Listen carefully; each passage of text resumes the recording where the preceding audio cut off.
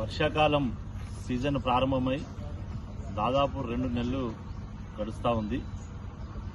కానీ ఈ కాంగ్రెస్ ప్రభుత్వం రైతుల పట్ల నిజంగా ఎలాంటి చిత్తశుద్ధి లేక, సరైనటువంటి ముందస్తు ప్రణాళిక లేక, ఈ రైతులకు సాగునీరు అందించాలనేటువంటి ఉద్దేశం లేక ఈరోజు మరి కాళేశ్వరం జలాలను విడుదల చేయడం లేదు.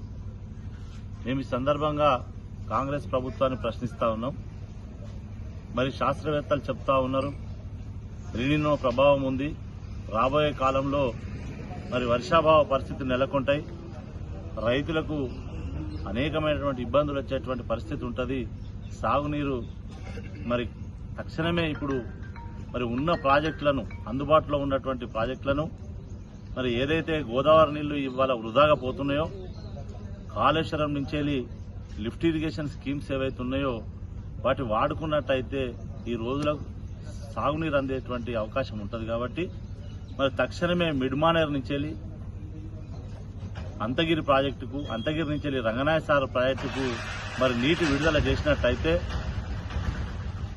ఈ ప్రాంతంలో ఉన్నటువంటి రైతాంగము రేపు భవిష్యత్తులో ఆ నీళ్ల ద్వారా మరి కాలువల ద్వారా చెక్ డ్యాములు నింపుకొని, చెరువులు నింపుకొని, అదేవిధంగా భూగర్భ జలాలు మరి పెంపొంది రైతులకు ఉపయోగపరంగా మారితే ఈ భూములు మరి పంటలు విస్తృతంగా పండేటువంటి అవకాశం ఉంటుంది. మరి ఈ విధంగా ప్రభుత్వం రైతులపైన కక్ష కట్టినట్టు మరి ఏదో వాళ్ళు ప్రెస్టేజ్కి పోయి ఈ రోజున కేసీఆర్కో హరీష్ రావు గారికో పేరు వస్తుందనేటువంటి ఒక దురుద్దేశంతో ఇలా ప్రాజెక్టులను ఎండబెడతా ఉన్నారు. మరి నీటిని, అందుబాటులో ఉన్నటువంటి నీటిని కూడా లిఫ్ట్ చేయకుండా ఈ రోజున రైతు పట్ల మరి పక్షపాత ధోరణి చూపెడతా ఉన్నారు.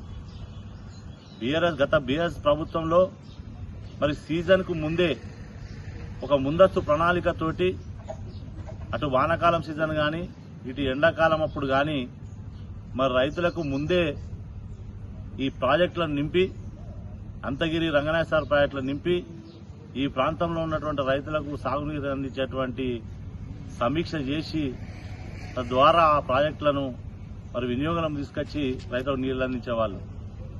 కానీ ముఖ్యంగా ఈ రోజు ఈ మండలంలో ఇప్పటికే దాదాపు 17,000 ఎకరాలు వరి సాగు అయి ఉన్నది. ఒక్క చిన్నకోట మండలంలోనే 17,000 ఎకరాల వరి సాగు అయింది.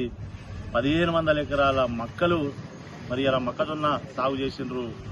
కూరగాయలు ఒక 1000 ఎకరాల వరకు చేసిండ్రు. అదేవిధంగా 700 ఎకరాల వరకు కందులు సాగు చేసిండ్రు. ఇంకా ఇతరతర పంటలు అనేకమైనటువంటి సాగు చేసి అలా రైతులు మరి వానల గురించి ఎదురుచూస్తూ ఉన్నారు.